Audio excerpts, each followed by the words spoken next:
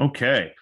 Well, thank you very much, everybody, for joining me today for the Westchester Publishing Services and Publishers Weekly Publishing Now 22 Driving Business Forward webinar. You'll see we have a hashtag Publishing Now 2020. I'm sorry, Publishing Now 22 that you can use in social media if you want to engage during the webinar or after watching the recording. So your hosts for today's webinar include me, Tyler Carey, the Chief Revenue Officer at Westchester Publishing Services, and Jim Milliot, the Vice President and Editorial Director of Publishers Weekly. I'll get started with just a couple quick housekeeping items before I toss it over to Jim and our wonderful panelists. So before we get started, your microphones will be muted during the webinar, and I think all of us over the past couple of years have been to more than a few of these, but if you enter your questions in the Q&A button that you have at the bottom of your screen, those will be visible to the panelists. We already have a lot of questions that were submitted before the webinar that we've teed up to discuss today, but do feel free to submit further questions that we can share with the panelists afterwards or possibly even get to live today. So just a little bit of background about Westchester, one of your hosts for today. We're a U.S. employee-owned company, much like our friends from Worzalla, whom you'll be hearing from later. We were founded in 1969. We have offices in the U.S., U.K., and India. And we support over 400 publishers around the world with services ranging from content development to editorial services, printer PDF production, and accessible EPUBs. We're a Benetech GCA certified vendor, and we work on all sorts of different types of files for publishers and content developers. We even have a unit based in Dayton, Ohio that provides educational content services. So we're gathered here today for another one of these Publishing Now webinars that we've released in partnership with Publishers Weekly to kind of pull up as an industry and talk about the different factors that are affecting all of us. Over the past couple of years, we've run sessions with PW and panelists about topics ranging from working from home during the pandemic, the supply chain, and much more. Really excited about the panelists we have gathered together today. And I'm going to introduce Jim Milliot from Publishers Weekly now to introduce our panelists. Thanks, Tyler. Good to be here. PW was founded in 1872, so we're celebrating our 150th anniversary all year. Maybe you've noticed in the magazine and online, we've been running stuff from our archive, a lot of fun tidbits there, so I hope you take a look at that. And it's a pleasure to be looking forward. I'm going to do a little intro in a couple of minutes, but first I'll just give you the highlights of who we'll be looking at following me.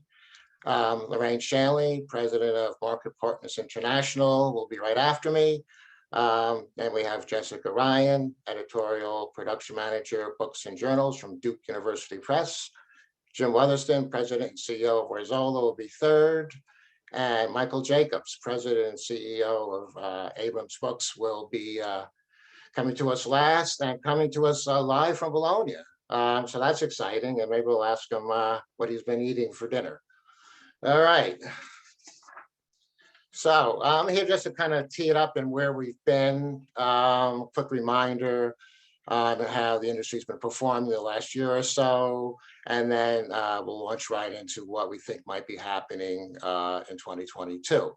So as you can see from this slide from the AAP, last year sales were up about 12%. I think everybody knows that was a bit of a surprise after a pretty good year in 2020, and still dealing with all the uncertainty caused by the pandemic. And as you can see on the chart, all the major publishing segments were up. The biggest one coming in K-12. And the trade segment also having a really good year. So with that behind us, what are we rolling into 2022? Well, towards the end of the calendar year, inflation started being buzzed about, and of course the ongoing supply chain issues were a topic of conversation, and how much they were bringing costs up, and what would happen in 2022. And I think it's safe to say things have gotten a little more complicated for this year. As you can see here on this slide, HarperCollins, for their quarter that ended in the end of December, they talked about sales are up 13%, but profits were only up 3%. And you can see what they were attributing the lower profit growth to, increases pretty much across the board. And since that time that came out, both Wiley and Scholastic have issued quarterly reports. Both have touched on what they're trying to do to keep costs under control, pointing to rises in everything from printing paper, shipping, and labor, things you're probably all familiar with. And they actually even put a number on it, Scholastic. They said cost per unit are up about 15% this year for all materials that they've bought in calendar 2022. So obviously a lot of cost considerations to be, taken into account. But on the good news side might be that there's some semblance of normalcy coming into the industry. As we said, Michael's over at the Bologna Book Fair, their first in-person fair in 3 years. So that's, a positive development, I think. The London Book Fair is, planning to go ahead for their first in-person show in 3 years. It looked like a fair amount of North Americans were planning to go over. Not quite as many as had been in the pre-pandemic era, obviously, but more than some people were thinking about. Rather, the newest variant getting bigger over there in the UK may change some people's plans. I guess we'll have to wait and see. And closer to home, Hachette announced last week it's going back to the office plan. They'll start rolling that out in mid to late April. And probably the most interesting thing is employees will only be expected to go into the office 2 days a week. So it looks like, hybrid working is here to stay in at least some form or another. And then PW will be having its second US book show. That'll be a virtual show at the end of May. But we are planning to have a large in-person party. So we hope that takes place and we can invite a lot of people in the New York area to come by. So keep an eye out for that. So, and in June, ABA's Children's Institute is hoping to have a live event in person down in Phoenix. So, signs that things, could be getting back to normal, but there's still a lot of headwinds, as people like to say. So addressing some of those headwinds, Lorraine, why don't you kick us off? So we've been talking over the last few months in the news about the Great Resignation. There were 4.3 million people who quit their jobs in January, and there were 11 million jobs posted. So that gives you a sense of the employment status nationally. Now you're looking at the Great Publishing Resignation, and you're seeing the same patterns that you're seeing on a national basis. But because we're a pretty articulate group, there's been a lot of social media about this coming from primarily originally editors, but increasingly other departments have begun to talk about what it is that's forcing them out of the industry. And it won't be a surprise that pay is one of the main reasons that particularly early stage professionals are looking at other industries. But it's also an enormous increase in work over the last 2 years, which was brought on by a combination of fewer people in the office who could actually do some of the work that had to be done. If you needed to get your book sent to a reviewer, you were probably doing it yourself, going to UPS and shipping them.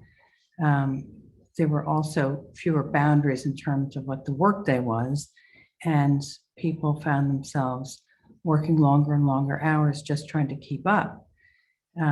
If the more tech savvy you were, the likelier you were to be dumped with more work, and that tended to be some of the early stage professionals. I brought up this slide. It actually is not specifically editorial recruitment and retention. It's anybody at work, and certainly anybody in a publishing company. You look at how important pay is on the one hand, but on the other hand, to have recognition to have flexible work hours, to have a balance between work and the rest of your life is critical to making a satisfied employee. So that's been very much in the news and in the tweets that are coming out of the publishing industry over the last few months, weeks and months. The other thing that we've noticed is that if we look at the second slide that we have, you see in this survey, and I thought this was particularly interesting for our industry, personal perfectionism is listed here as one of the main barriers to work-life balance. And another word for that is guilt. What was interesting about the tweets that came out over the last few weeks is the number of employees, editors in particular, who said, I feel guilty that I can't get my work done. I'm never on top of it. And so you take the combination of the perfectionism or the striving for perfectionism, which is something a lot of us will recognize, along with the burnout rate. And you see that a large majority of people are simply, on a hamster wheel trying to keep on top of things and feeling that they're failing. Add to that pay issues and a lack of socialization, which it has been something that's always been a part of publishing. I mean, people call it glamorous, which I think some of us would doubt, but there has certainly been much more of a social network within publishing, and that translates both into a career network, but also into friendships. There's been a lot of events that people could go to, either at their publishing houses or that were made available to them. There have been conferences, travel, etc. And all that's been done over the last 2 years. So that's added to that sense of burnout and feeling like an employee is not being recognized. On top of that, I think there has been a problem with recognition of particularly some of the junior employees or listening to what junior employees have to say and their input into the business. I think starting salaries are going up. Certainly everybody is looking very closely and benchmarking salaries, but our experience at Market Partners is that a lot of people still do the route of interviewing for a job, getting a job offer, going back and getting a raise that way. Or in some cases, leaving their job in order to get a pay raise somewhere else. I guess the real question that we have to think about is what are the answers to the problem of this Great Resignation? And I think some of the answers lie in hybrid workplace, flexible work hours, more positive dialogue with supervisors, certainly pay increase, bonuses, things like meeting-free Fridays. Longer term, I think we really have to review workflow and figure out where we can economize and where we can bring down some of those reiterative tasks that we seem to be stuck with. And I think passing this along to Jessica and the other panelists today, some of those will be answered. Jessica. Thanks, Lorraine and Jim, and thanks to Westchester for inviting me to participate in this webinar. I'm the Editorial Production Manager for Duke University Press, a mid-sized Group 4 university press, and we publish 150 books and 60 journals, numbering approximately 170 issues a year. We have 116 full-time employees and 24 student workers, and we're located in Durham, North Carolina. Being a member of the panel gave me the unexpected opportunity to speak with my colleagues across the press about the questions posed to us.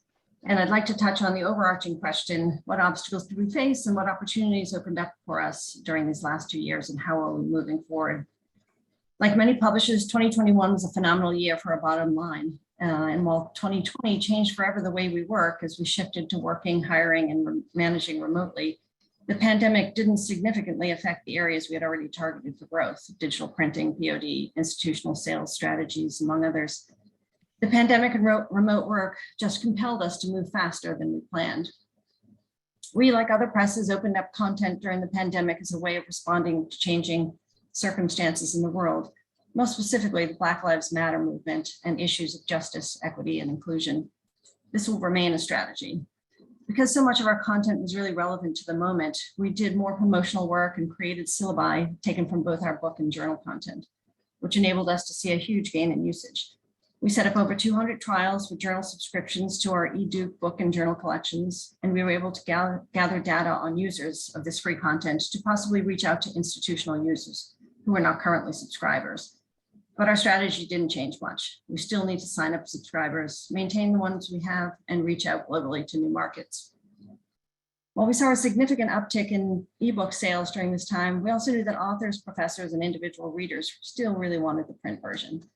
And on the institutional sales side, the pandemic pushed a lot of the international institutions to move away from print and toward the ebook version found in our eDuke book collections, as well as international sales of single e-titles. Our subject-centered syllabi also gave us a way to sell our interdisciplinary content to librarians by showing that our content was useful and relevant and could be broken into smaller pieces. Each year we review our ebook vendors, and last year we were able to add 4 to our list. We now distribute through DeBroider, take institutional orders through Gobi, and added JSTOR and Muse as ebook distributors. Our pivot to POD for our books program was perhaps the biggest challenge and the biggest opportunity we faced. We had already positioned our journals program to take advantage of the resilience of POD, but we had to work hard and fast on the book side to get books out to customers. When the pandemic started, we didn't know if we were going to be able to keep our warehouse open, and we were faced with multiple big problems all at once. The need to find a workaround for our usual bulk print to warehouse fulfillment of new titles, the ability to fulfill backlist orders without access to the warehouse, and the ability to keep newly low stock titles in print. Understanding this broke down our reticence to fully embrace short-run digital printing and POD. Once that happened, our focus turned to how to take orders and get them fulfilled if the warehouse were to shut down. Once we saw the issues at hand, we accelerated our integration to drop shipping from Lightning Source. The problem was we had to get as many titles as possible into the digital production system so that we had books to fulfill orders. And at the same time, we had to work on how to get orders out of our internal systems to LSI with all the customer data necessary to print the books and send it to our customer. During the first months of the pandemic, we put almost 95% of our inventory into LSI. And then once we knew that the warehouse wasn't going to close, we moved some of our titles to be fulfilled through our warehouse. And when it became clear that demand at LSI was high and fulfillment of our orders was slowing down, we could switch our top-selling titles back to being fulfilled through the warehouse. Because we had inventory set at LSI, everyone, including individual bookstores who order from us, can now go through a middle person who is not Amazon, and we can determine who is going to fulfill the order. This gave us a lot of flexibility to switch a lot of orders to LSI for fulfillment when we needed to, and to move them to our warehouse when we wanted to. What this did was help us over our anxiety about transitioning to short-run digital printing and dropship POD fulfillment, and to get our inventory to a place where we could do this if we wanted. With this in place, we can continue to figure out what are the best financial and production scenarios for each title and each fulfillment opportunity. The nice thing about being able to flip this switch is that it allows us to be more nimble and to fulfill more sales when we don't have inventory in our warehouse. It also allows us to keep stock available without interruption. The next phase of this move is going on now and was built almost entirely on what we did when we pivoted during the early months of the pandemic. But what we are doing now is not pandemic related. Under the pressure of the pandemic, we created these connections, workflows, and integrations, and now we're able to expand them to take advantage of a good business model. As I stated earlier, during the early months of the pandemic, we put about 2,500 titles into our POD program. In order to pivot, we spent a lot of hours making sure we had all the necessary files, and if not, we needed to determine what was missing and how to get it. Another challenge was finding paper equivalencies. We were pretty liberal in how we did this. For example, anything on the 360, 400, 500 PPI cream goes on the 512 white. A high-end art book would go on a coated sheet on the premium color option, but we still had to look at every title and make this determination. We are now in the position of reviewing this move, figuring out where the process is most fragile. One change is that design and production have tightened up communication around special production needs. Does the title have special finishes such as special lamination, a spot gloss, or printing on the inside of the paperback covers? If so, can we create flexible or multi-version printer files so that the POD or subsequent reprints can go forward without these finishes? Or is the book simply not appropriate for POD? These are questions we are trying to identify and answer very early in the process. One thing we have really done well over the last several years is to plan not only the first printing of a book, but to plan for the lifetime of that book and future-proof it. We've built multiple pathways for creating and accessing content, providing choices to our readers, and flexibility for EDP. From the moment we first encounter a new title or proposed set of titles, we think of a book in all its iterations, print, EPUB, and availability on our online platform. Supply chain disruptions have been my department's biggest challenge. Setting and keeping warehouse and publication dates has been a struggle. It used to be that 98% of the time we could guarantee that a paperback would be shipped in 3 weeks, in our warehouse in 4. If our marketing colleagues sent out an ARC with a publication month on it, they could trust we'd have books released for sale at that scheduled time. But over the last 9 months, EDP managers have met multiple times a week to review schedules, talk with printers, update our internal schedule reporting mechanisms, update project editors, update authors, and update marketing staff. We could promise almost nothing, to the frustration of all. We lengthened printing schedules from 4 to 8 to 10 to 12 to now, for some offset schedules, 16 weeks. We moved books from offset to digital. We split the runs. We swapped papers. We adjusted cover mechanicals. We talked with our printing reps. They were as frustrated as we were. Managing vendor relationships has proven crucial because communication broke down at a lot of levels. There weren't systems in place at the press or at our printers for this level of fluctuation in printing schedules and paper availabilities. And the only way to get the information we needed was to rely on the personal relationships we built with our printing partners. With long printing schedules and materials in short supply, the only thing perhaps going for us as a university press were these strong relationships. After 9 months, our EDP director said in the last scheduling meeting, we're in a good place and a bad place. Finally, how has remote work impacted publishing? University presses have always struggled opening up opportunities for growth within their organizations. Over the course of the last 2 years, managers across Duke University Press worked with our press director and HR director to reclassify 32 positions, offering opportunities for growth and leadership roles. I'm not more or less worried about than I've ever been about losing staff. Perhaps growth happens and that means moving on. The more pressing question is, how can we create a culture of inclusion and be united in our mission with a workforce where some are remote in other states, some are remote close by, and some go into the office each day. 2 years into the pandemic, we may be just starting to see its impact on staffing. Hiring of remote employees has opened up our pool, but will also open up opportunities for people to move around more easily. This becomes a significant issue when someone can live in a rural town and work for a company in California and get California salaries. Salaries not all university press publishers can match. DUP has increased during this time its commitment to address the lack of opportunities for BIPOC individuals to pursue careers in academic publishing. On the manuscript editorial side, we started a mentorship program targeted for BIPOC students and early careerists who are interested in pursuing jobs in manuscript editing and production. We've had 2 mentees. The first was with us for about 6 months, and during their time with us, they found a job as a project manager for a local publisher. The second is a student worker who is hoping to pursue publishing after graduation. The mentorship program is aimed at giving mentees real skills in editing, proofreading, and project management so that they can confidently list these skills on their resumes, as well as begin networking. Perhaps the most difficult part of the last 2 years has been how to maintain a sense of professional camaraderie within each department, as well as across the press. Managing and mentoring a remote staff is especially challenging. How do you duplicate the ease we used to have walking down the hall to get a question answered or stopping by someone's office to unravel an editorial production issue? We no longer expect our colleagues to be single-minded in their work life. Each of us has to struggle multiple demands during the day. Remote schooling, daycare disruptions, illness, loneliness, poor internet connections, crowded working conditions at home, not having a dedicated work area. and not least of all, our support system of colleagues, friends, and family have in some cases been radically altered. When I think of what needs to be put in place to ensure our success in this changing remote working environment, I immediately think that compassion, empathy, and flexibility must be the values we dedicate ourselves to when we begin work each day. Almost certainly our return to work will be individualized. Some will choose to work from home, some in the office, and some will be able to do both when appropriate. Whichever way it goes, our decision to return to the office or not will consider what press employees need to support their work life and their home life and their ability to be successful in both. I'm going to pass it on to John Featherstone. Thank you. Well, that would be my uncle. I'm Jim Fetherston, actually, but I'm happy to be here this morning. Good morning to all of you. Good afternoon to some of you, and good evening, actually, to I think a few. I'm really very pleased to be part of today's discussion about driving business forward.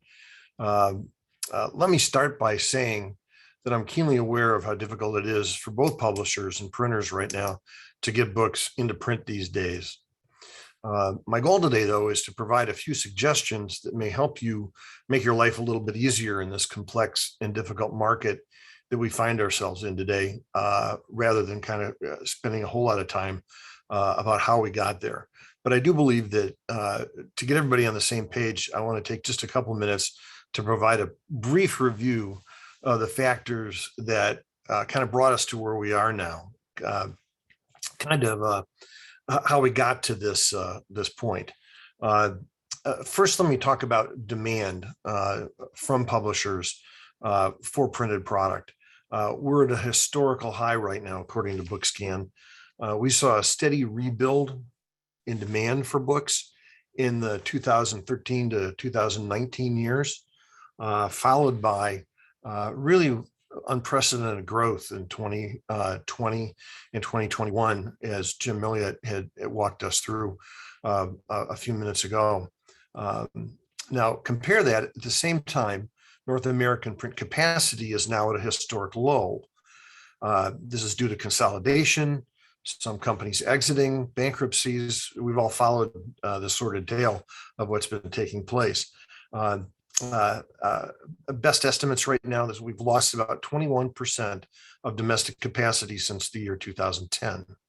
So the quick math here, that's a whopping 45% swing.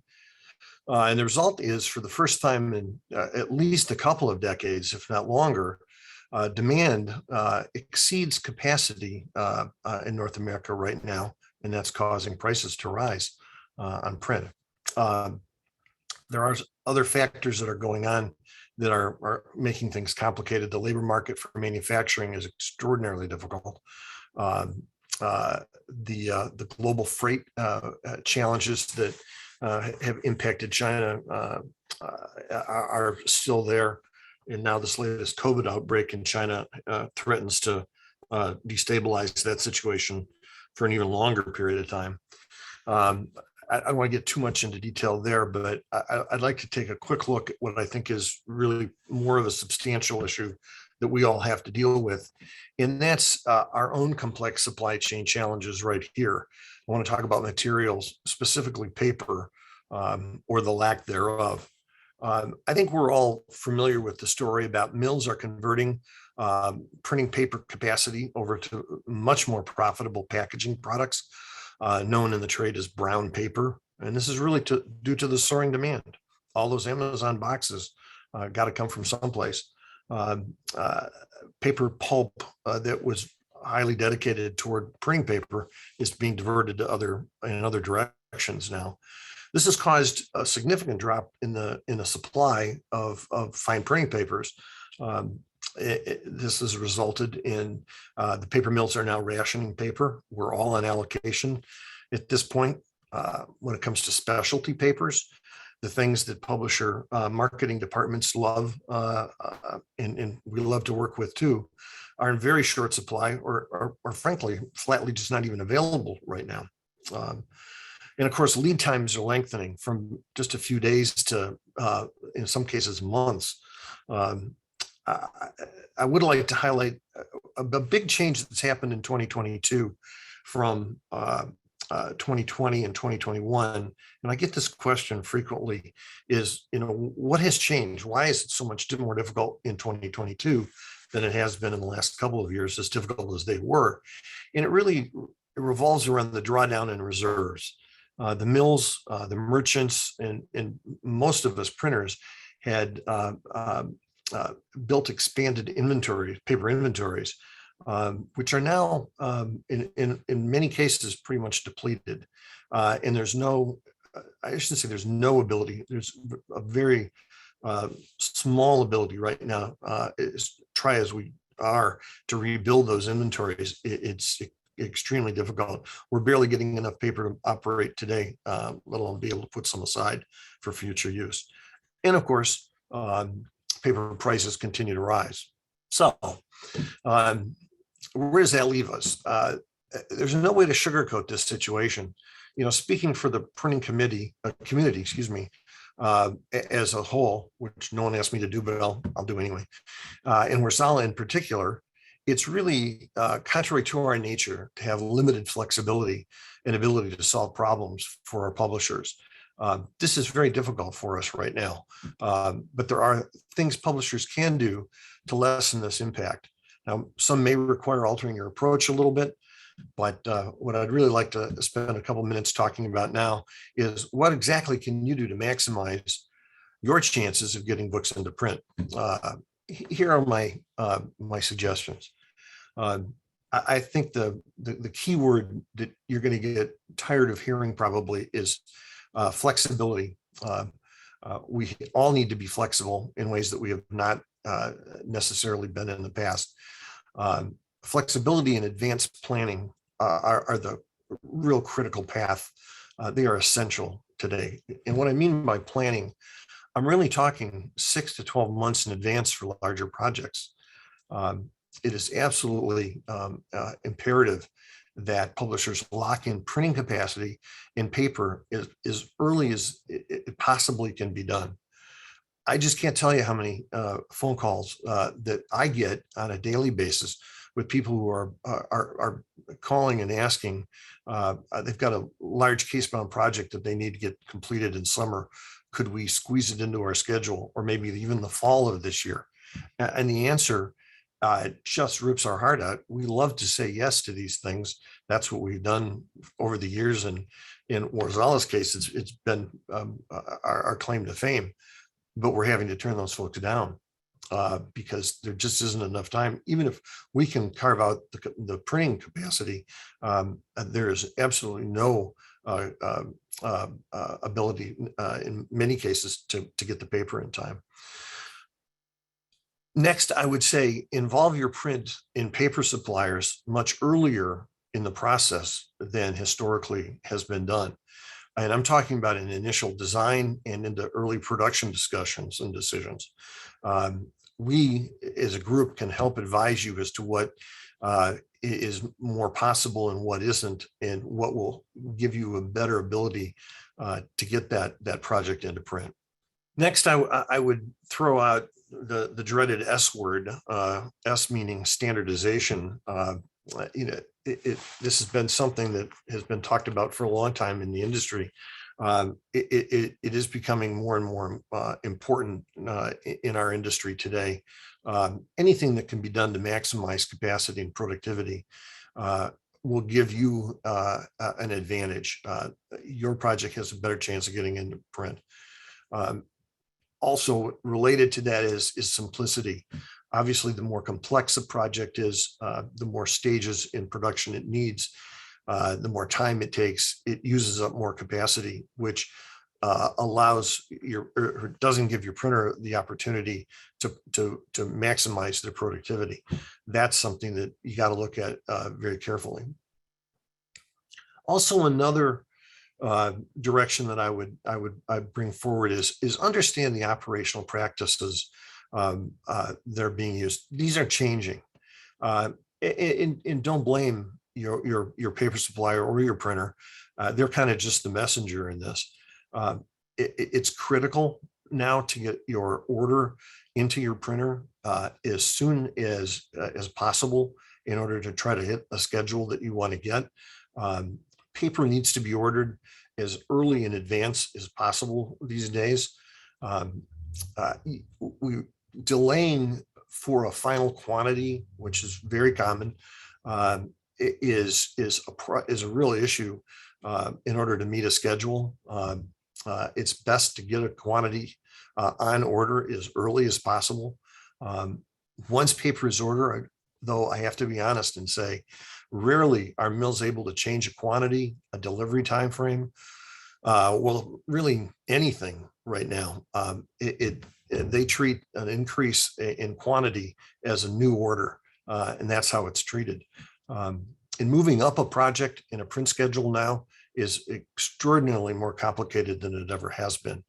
Again, for the same reasons.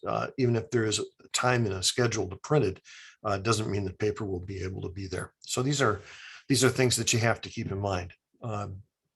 I do believe the print industry is moving much more and very quickly to a long-range model that's locking in capacity 1, even 2, maybe even 3 years into the future. Publishers don't have the luxury, none of us have the luxury, I should say, it's not just publishers, of a competitive spot market to procure paper and capacity for printing. And I see that not changing for the foreseeable future, meaning at least through the end of this year.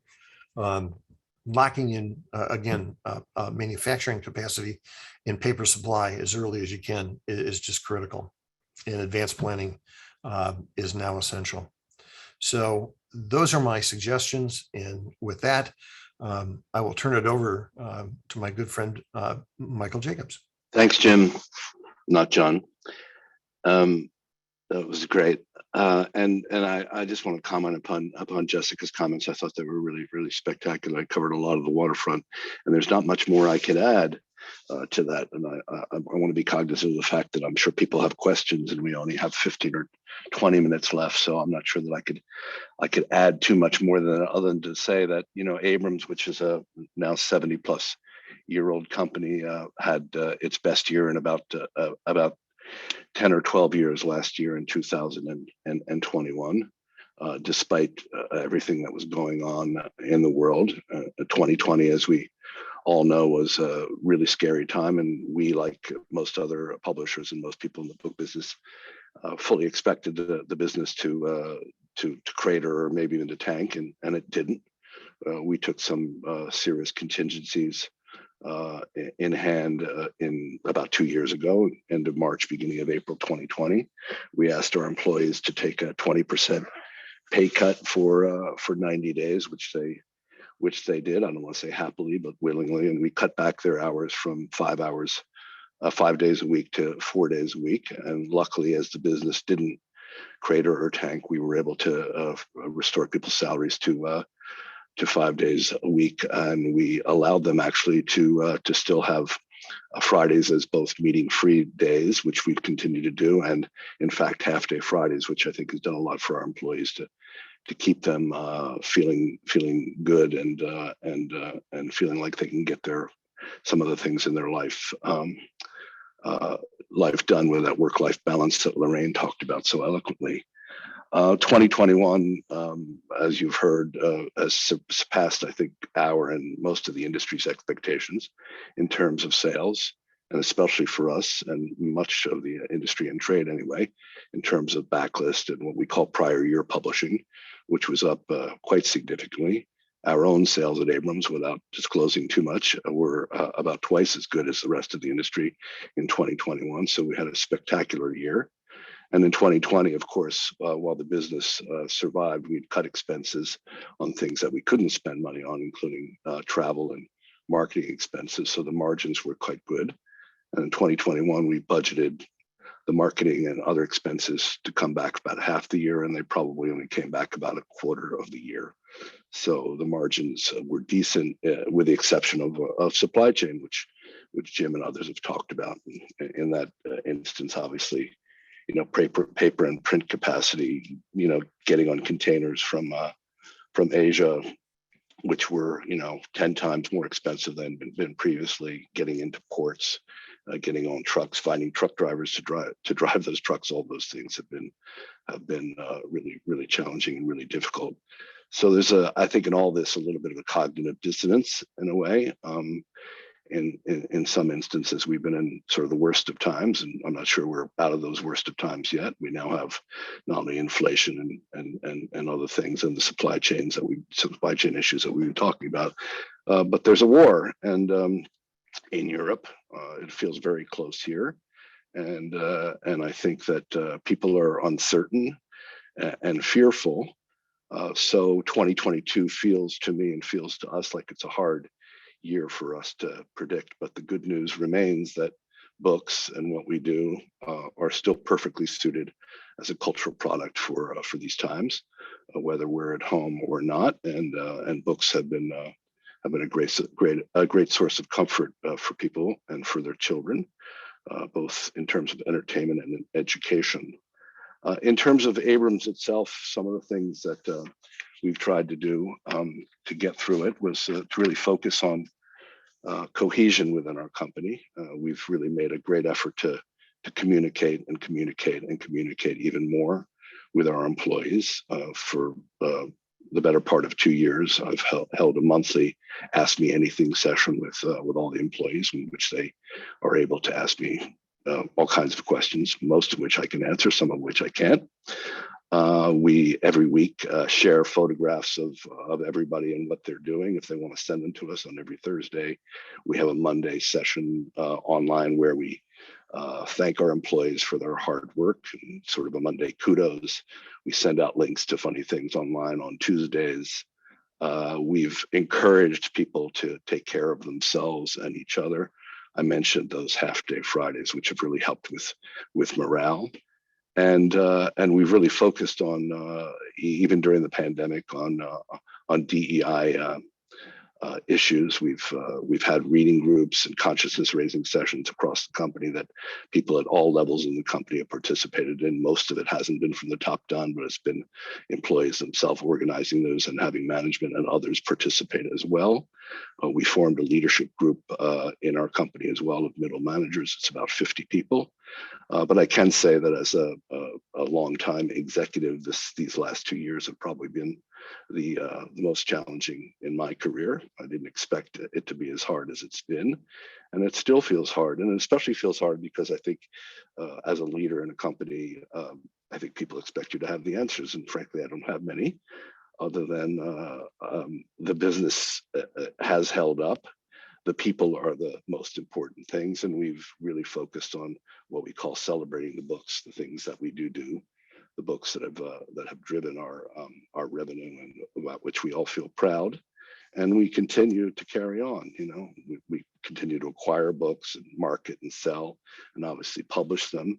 And we try to take care of each other and ourselves. And we continue to hope. And I think that's about the best advice I can give, which I try to take myself, which to remain hopeful. I think growth is possible. I don't know exactly where it's going to come from with all the headwinds that we've been talking about, but I do think that that the underlying value of what we do as publishers, as writers, as booksellers, and all the rest has inherently made it very hopeful for us and for the future. So. Great, thanks, Michael. All right, we're going to start questions and answers. We've got a bunch in the chat, and I've got a few that were submitted earlier. But Michael, since you're up, a couple things. Do you have a going back to work schedule drawn up at all? What might that be? Yeah, we opened our offices officially on the 1st of March, just 3 weeks ago. We've asked our employees to come in 2 days a week. The office is open every day, but we have 2 days a week scheduled for by department. Some departments overlap on those days. We started to encourage people to come back to the office, although it didn't require them to come back in October last year, and we were getting some momentum. Then Omicron hit, and we ended up closing our offices and not letting anybody come in right after Christmas, and then until the end of January and then February. we expected some resistance to people coming back, but I think people have felt that 2 days a week is reasonable. We're trying to work out the kinks in hybrid work. We've made lots of investments in being able to have hybrid meetings where people are in the office and working remotely. We're ironing out the kinks with that. And mostly what we're seeing and what we're feeling when we're in the office with our colleagues is a sort of sense of energy and enthusiasm that, that in-person, socializing and sort of the soft stuff can really come through. So it's been encouraging, and we're obviously keeping our fingers crossed that there isn't another COVID surge and that we have to make changes. I do think it's going to be a while before there's anything approaching a 5-day in the office work week. What we've learned from all this is that we actually can and did pivot to being able to work remotely and make the books. But I think what we've worked especially hard on while working remotely is what I mentioned, is that company cohesion. I think it's been particularly hard for new employees who've been hired during the pandemic, and we've hired a number of them. Some because we've had, if not the Great Resignation, lots of people have moved on. So we've probably hired 35 or 40 people since the beginning of the pandemic, many of whom have not met their supervisors in person nor their colleagues. Some of them are remote. So I think that sort of new employees, I think, have borne the brunt of not being around their fellow employees and getting mentored and sort of just being able to sort of learn the ropes. But we're trying to pay a lot of attention to that. And just one other quick thing. You're obviously in Bologna. Do you have any guesses on how much travel you'll have your employees do, and may you put authors back on the road for tours? We probably will put authors back on the road on tours. Our biggest children's author, Jeff Kinney, never stopped touring. We did sort of socially distant tours. He's done, I think, 4 of them during the pandemic, in which kids and their families in their cars drove through parking lots in bookstores and other venues. I went on one of those tours about a year ago, and it was a lot of fun. And some of our employees are beginning to travel again. We have a small contingent here at Bologna. We'll have 1 or 2 people at the London Book Fair. And as long as it feels safe and people feel safe in traveling, we'll encourage them to do that. But I think it'll be a while before it's back to where it was. Okay, great. Thanks. Jim, we got a couple, I think, practical questions here from the audience.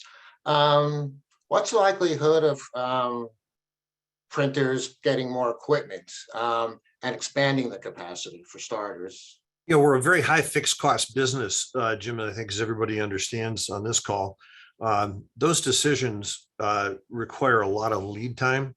I know at Worzalla, we went through a 3-phase growth program that really finished in the early stages of the pandemic. So, over the last, I'd say, 5-7 years, we've almost doubled our business, and we continue to reinvest in our platform to expand it. The challenges that everyone has kind of touched on here is labor. Right now, the lead time for equipment is about a year and a half, and it's going to take at least that kind of time for people in my side of the business to ramp up the requirement to grow the labor force to meet those needs. So there's no quick solution there. There is an opportunity over the next 2 years to see some capacity expansion. What we're trying to do, I think, as an industry, is try to close the gap between practical capacity and theoretical capacity. The difference between how fast equipment can work in an optimum situation versus what is it in reality working at. Efficiencies, automation, what kind of tools can we use to get more productivity? If we can get 10% more productivity out of the existing assets that we have, that's a much more timely response to the market. So I think most people on the print side are working really on a multi-pronged approach for it. Okay, great. A couple other quick ones, I think. To your knowledge, is the paper shortage US only, or is it worldwide? I'm sorry, you're addressing that to me, Jim? Right, yeah, Jim, yeah. It's acute in the US, but it is also in Europe and as well. So I think it is more of a global problem than just local. I mean, we have strikes in Europe right now for some suppliers that American publishers and printers are looking at trying to source. That's kind of been blocked on top of everything else that's going on. But yeah, this is not just a domestic phenomenon.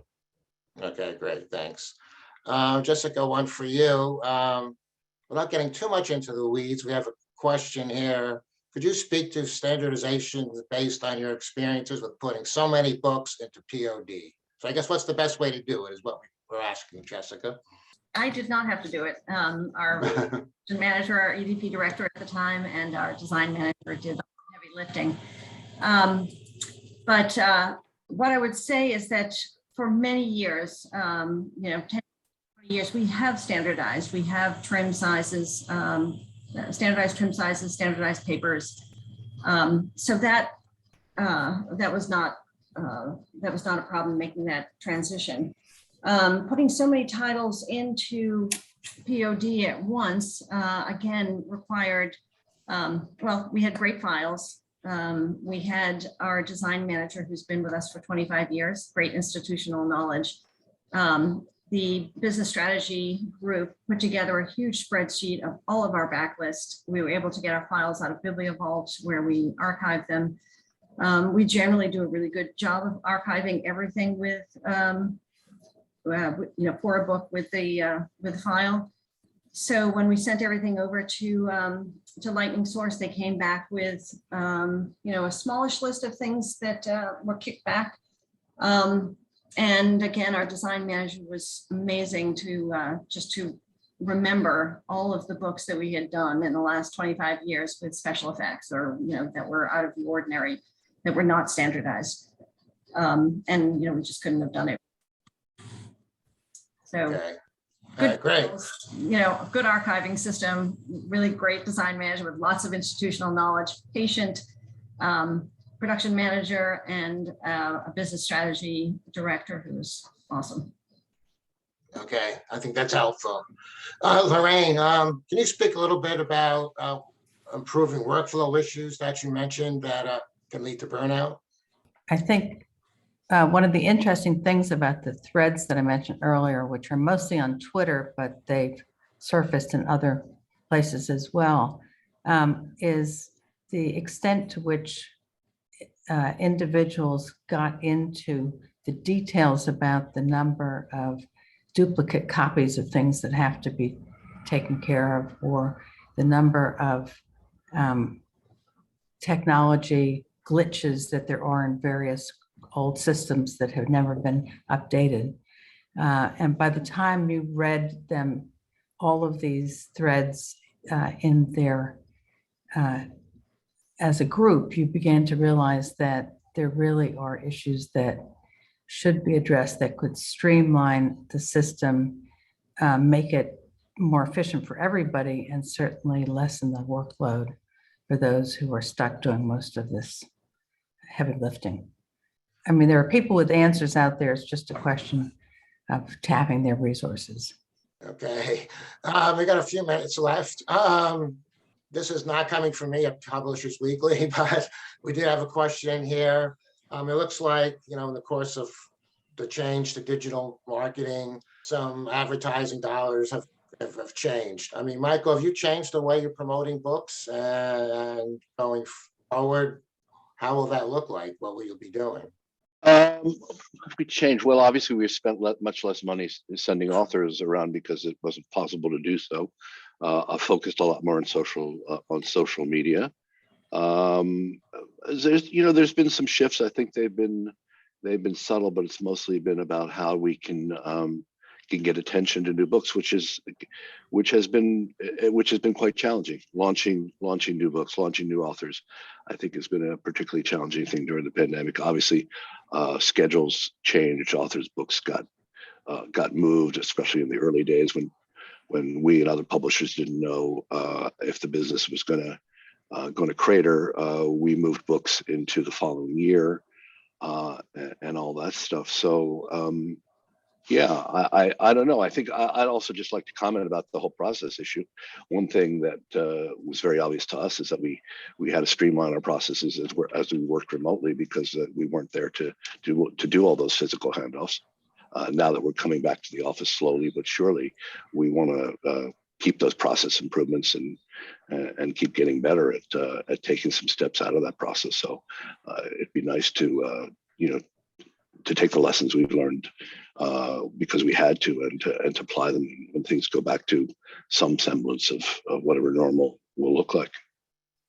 Okay, great. I think we have time for one more question, but I'm going to start with you, Michael, and I'm going to throw it to Jessica.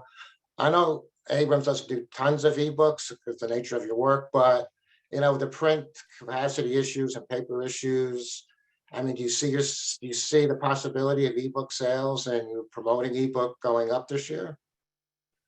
Yeah, we would love to sell more ebooks. The nature of our illustrated publishing on the adult side doesn't necessarily translate into ebook sales, but in the last 4 or 5 years, we've begun to do narrative, nonfiction, and fiction as well, and obviously some of our children's books translate into ebooks. We would love to increase our ebook revenue, our ebook margin, and looking for ways to do that all the time. I think we're sort of against some of our competitors. Our ebook revenue is significantly lower, so we'd love to sell more ebooks. Okay, great. And Jessica, how do you see the digital print playing out for Duke? Yeah, there's 2 answers to that question. One is we're seeing a big uptake in ebook sales for individual titles, but mostly our marketing department, is in 2 groups. One is the individual sales, and people still want the print book. For institutional sales, we have all our books on our eDuke collections, so all of our books are ebooks and are on that online platform. So we have them available in both versions. I don't know if I answered it, but so keep an eye on things, in other words. yeah, give everyone what they want all the time. Right. All right. I think that's all the time we have for today. Tyler, a closing word of wisdom. Well, I just want to close a word of thanks to all of our panelists for coming today and for their thorough analysis of kind of where we are in the industry, where we're headed, and some best practices. And thanks to all the attendees for coming today too and participating and sharing those questions. The marketing team here at Westchester is going to compile those questions. Any that we can get some good answers to, we'll post along with the recording to all of the attendees of today's webinar. And we'll get that to you probably within the next week once we have some time to gather all of that information. And certainly many thanks to Publishers Weekly for co-hosting this with us today. And as far as Westchester, if any of the attendees want to learn more about how we can help you edit and typeset your books and create meaningful digital content, we're all ears and happy to talk. So our information's up on the screen. After you leave the room today, there will be a brief survey about what you gathered from today's webinar, as well as any ideas for future webinars. So please do feel free to access this link as you exit, or if you're watching this in the recording later, you should be able to click to load the survey here. Thank you very much, everybody, for attending, and we'll look forward to doing this again in a few months with our colleagues from Publishers Weekly. Thank you.